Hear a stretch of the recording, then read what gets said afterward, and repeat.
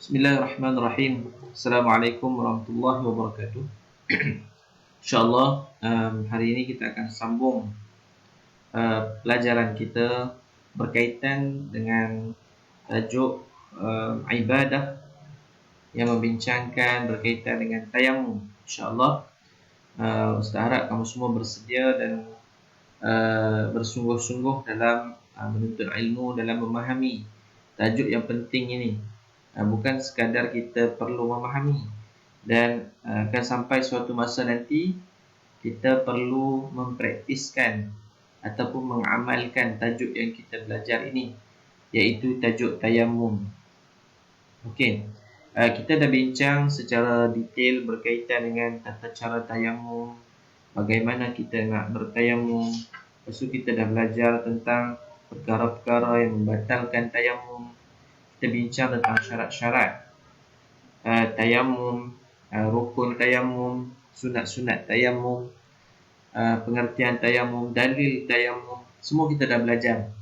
Hari ini adalah kita akan membincangkan tentang kepentingan tayamum. Sebab apa yang dikatakan tayamum ini suatu perkara yang penting? Okey, yang pertama kamu boleh lihat dalam skrin ini.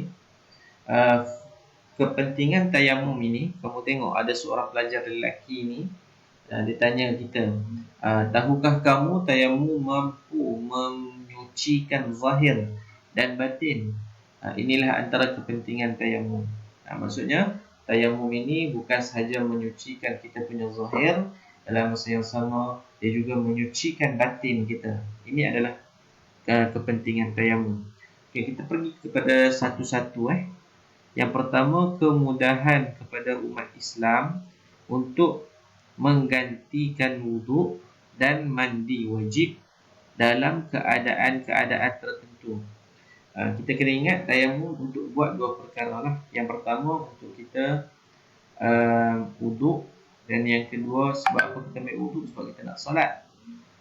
Kita kena, kalau kita nak solat, kita tak boleh tak ada air untuk berwuduk, kita gantikan dengan tayamum. Dan yang kedua, kita mandi wajib dalam keadaan-keadaan tertentu sahaja. Jadi kalau air tak ada, penyelesaiannya adalah tayamum. Ini Allah Ta'ala bagi kemudahan dekat kita umat Islam. Jadi Ustaz harap sangat nanti sampai suatu masa nanti kita akan mempraktiskan, mengamalkan perkara ini. Di Selangor ni selalu air ada gangguan dan bermasalah. Jadi bila air tak ada, air cukup untuk minum saja. Jadi nak buat macam mana kalau kita nak solat? Kita perlu bertayamum. Ambil je debu-debu yang bersih, seperti mana yang Ustaz ajar pada kelas sebelum ini. Kita buat ikut tata cara yang telah ditetapkan.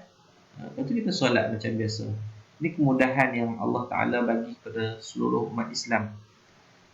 Yang kedua, memastikan umat Islam tidak senang sewenang-wenangnya meninggalkan ibadah dengan sengaja.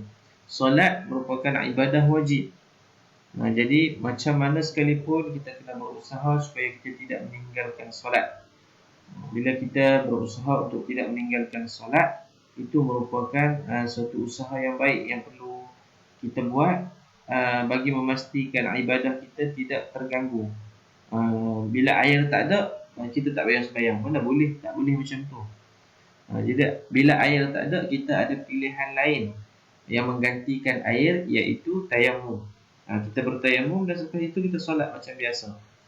Dan yang ketiga, menghilangkan kepayahan dan kesulitan. Dia menghilangkan kepayahan dan kesulitan. Bila tak ada air, tak perlu kita nak cari air sampai jumpa air. Jumpa air longkang ke air tu tak perlu.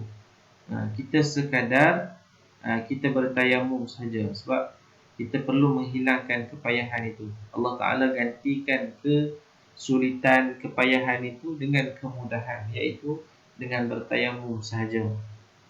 Yang keempat, menyucikan jiwa manusia. Paling penting, tayamum ini juga seperti dengan wuduk, iaitu menyucikan jiwa manusia, membersihkan daripada sifat-sifat mazmumah, sifat-sifat yang tak baik yang ada dalam diri kita.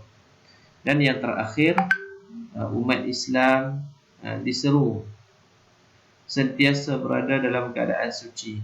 Kita kalau duduk dalam keadaan suci ni, apa dia? Kita kena berwuduk. Kita kena berwuduk.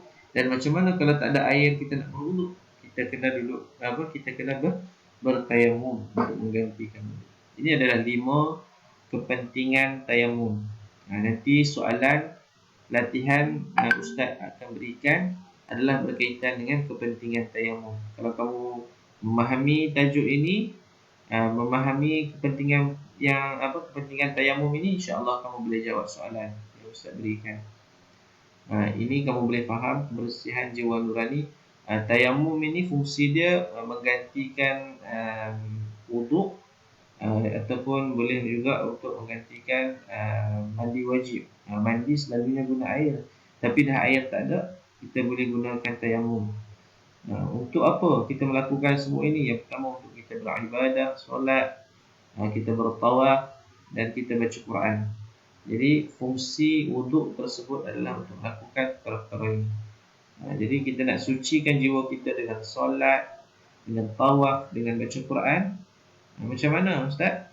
Dengan berwuduk. Kalau kita tak ada wuduk, kita tak boleh baca Quran, tak boleh tawaf, tak boleh solat berjemaah, solat bersendirian tak boleh. Kita kalau duduk dalam hadas besar juga tak boleh melakukan perkara ini. Jadi macam mana kita nak buat? Kita berwuduk dengan menggunakan tayamum. Kita bertayamum.